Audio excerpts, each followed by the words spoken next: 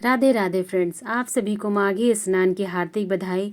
तो माघी स्नान शुरू हो चुका है। माघ के महीने में तुलसी पूजन की विशेष महत्व है, क्योंकि यह महीना भगवान श्री हरि यानी विष्णु भगवान का होता है। तो इस महीने में तुलसी की विशेष सेवा होती है। तो आप लोग माघी स्नान किस तरह से करें और बहुत ही सरल तरीके से आप माघी पूजा करें, तो यही मैं आज आपको इस वीडियो में बताऊँगी कि आपको तुलसी पूजा कैसे करनी है। माघ के महीने में तुलसी पूजन का क्या नियम होता है और कैसे करना होता है। तो देखिए फ्रेंड्स, तुलसी पूजन माघ के महीने में बहुत ही उपयोगी होती है, क्योंकि यह महीना भगवान श्री हरि विष्णु का होता है। तो इनकी विशेष पूजा होती है।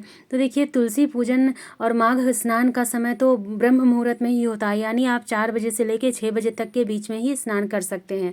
यदि आप किसी नदी तालाब में स्नान करते हैं तो ठीक है, गंगा नदी में स्नान करते हैं तो बहुत ही अच्छी बात है। लेकिन अगर यदि आप घर में स्नान करते हैं और पूजा आदि घर में करते हैं तो आपको कैसे करना है, यही मैं आज आपको बताऊंगी। तो नदी स्नान में करते हैं तो वहाँ तो गंगा जल हो या ना हो, गंगा नदी है या नहीं है, वो गंगा स्नान के बराबर ही मानी जाती है। लेकिन यदि आप घर में स्नान करते हैं तो जो जल से स्नान करते हो उसमें थोड़ा सा गंगा जल मिला लीजिए। और देखिए, माघ के महीने में गर्म जल से स्नान नहीं किया जाता है। तो आप जो नॉर्मल जल होता है, जैसे अगर आप हैंडपम्प है तो उससे पानी निकाल लीजिए, या फिर अगर मोटर से पानी निकलता है तो वो निकाल लीजिए, आपको उसी से स्नान करना होता है। गर्म जल से स्नान नहीं करना होता है, और ना ही स्नान करने के बाद अग्नि का ताप किया लिया जाता है। तो इसलिए आपको माघी स्नान में इस नियम का ध्यान रखना होगा। तो आइए हम बताएं कि हमें तुलसी पूजन कैसे करनी है। तो नियमित पूजा करने के बाद हम तुलसी जी में जल डालेंगे। तो सबसे पहले हमें तुलसी में जल सींचना है। तो जल सींचने के बाद हमें तुलसी पूजन शुरू करनी है। तो सबसे पहले हम तुलसी माँ को एक चुंदरी उड़ा देंगे, क्योंकि चुंदरी उड़ा देने अगर आप पहले से उड़ा कर रखे हैं तो आपको नया चुंदरी नहीं लगाना है, जो चुंदरी उड़ा के रखे हैं वही रखना है। उसके बाद हमें दीपक प्रज्वलित कर लेना है। पूजा में सबसे पहले दीपक प्रज्वलित किया जाता है, क्योंकि दीपक हमारी पूजा का साक्षी होता है। तो इसलिए आपको सबसे पहले दीपक जला लेना है और आप चुंदरी उड़ा लीजिए, क्योंकि इस महीने में बहुत ही शीतलहरी वगैरह होती है, तो हमारी तुलसी माता सूख न जाए, इसलिए चुंदरी आप जरूर उड़ा लीजिए। आप माघी स्नान कर रहे हैं या नहीं कर रहे हैं इससे मायने नहीं है, आप अपने तुलसी माँ को चुंदरी जरूर उड़ा के रखिए, ढक के जरूर रखिए, वरना तुलसी सूख जाती है। और बहुत अधिक जल भी मत दीजिए, बहुत थोड़ा जल ही रोज सींचिए। इस तरह से आपको माघी स्नान का नियम लेना होता है। और पूजा आप सुबह सुबह ही कर लीजिए, यानी सूर्योदय के समय ही पूजा कर लीजिए तो बहुत ही अच्छा है, या फिर उससे भी पहले 4:30 से लेके आपको 6 बजे के अंदर ही माघी स्नान की पूजा करनी होती है। तो पूजा करने के लिए हम सबसे पहले दीपक प्रज्वलित कर लेंगे। उसके बाद हम हाथ में थोड़े से काले तिल लेंगे, क्योंकि काला तिल का बहुत ही महत्व होता है। तो अगर आपके पास काले तिल नहीं है तो आप सफ़ेद तिल ले लीजिए, और आपके पास शालिग्राम की मूर्ति है या फिर शालिग्राम महाराज है तो उन्हें भी आप तुलसी में ही विराजमान कर दीजिए, यहीं पर रख के पूजा कर लीजिए। आप चाहें तो लड्डू गोपाल को भी तुलसी के पास रख के पूजा कर सकते हैं। तो सबसे पहले हम थोड़े से काले तिल तुलसी माता को समर्पित करेंगे, और यदि शालिग्राम भगवान है तो आप उन्हें भी समर्पित कीजिए, या फिर लड्डू गोपाल है तो उन्हें भी समर्पित कीजिए। उसके बाद हम जो भी भोग प्रतिदिन लगाना चाहें लगा सकते हैं। उसके बाद हम 1 लोटा जल रखेंगे। देखिए, इस पूजा में सुबह स्नान का ही खास महत्व है। तो पूजा आप बहुत खास नहीं होती है, बस इसी तरह से आपको तुलसी माँ की पूजा करनी होती है, जैसे आप डेली कर रहे हैं। बस आपको भोग लगाना है और सुबह शाम नित्य आपको दीपक जलाना है। तिल का दीपक हो तो बहुत ही अच्छा है। अगर आप चुंदरी पहले से उड़ा चुके हैं तो देखिए, इस तरह से आप मौली बांध दीजिए। मौली आप तुलसी माता को बांध सकते हैं, वस्त्र स्वरूप कलावा समर्पित कर सकते हैं।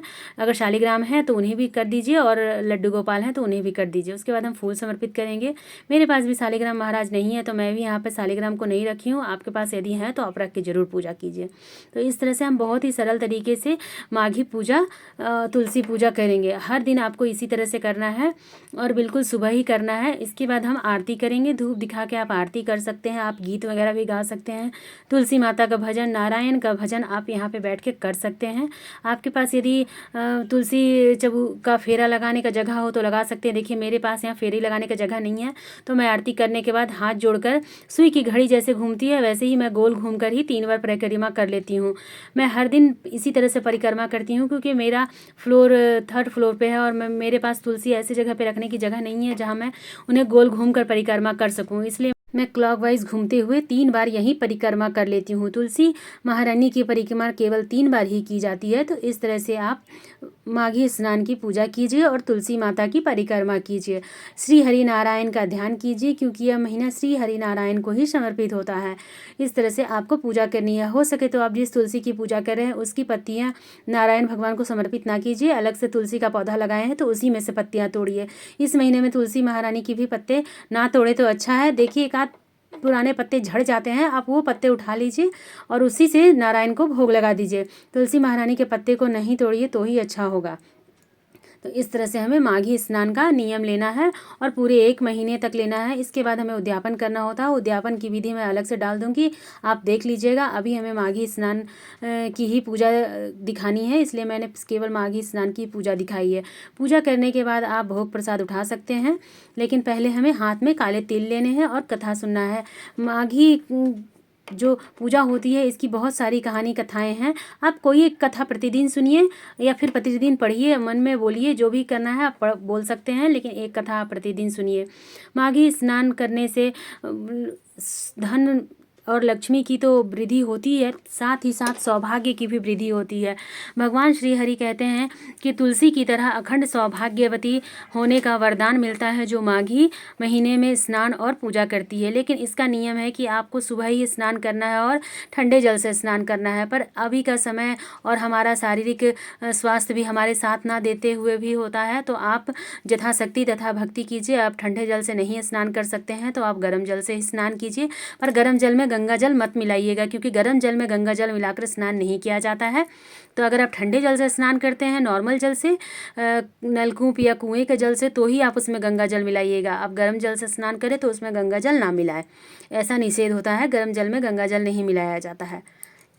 या फिर आप किसी नदी तालाब में स्नान करते हैं तब तो कोई बात ही नहीं है, तब तो आप वहीं से स्नान कर सकते हैं। तो इस तरह से आप माघी स्नान कीजिए और माता की कृपा प्राप्त कीजिए। आपको मेरा वीडियो कैसा लगा कमेंट करके ज़रूर बताइएगा, मुझे आपके कमेंट का इंतज़ार रहेगा। इसके बाद मैं कथा कहानी अलग से डाल दूँगी, आप मेरे चैनल पर जाके देख लीजिएगा। कथा भी आप ज़रूर सुने, पूजा करने के बाद प्रतिदिन कथा ज़रूर सुननी चाहिए।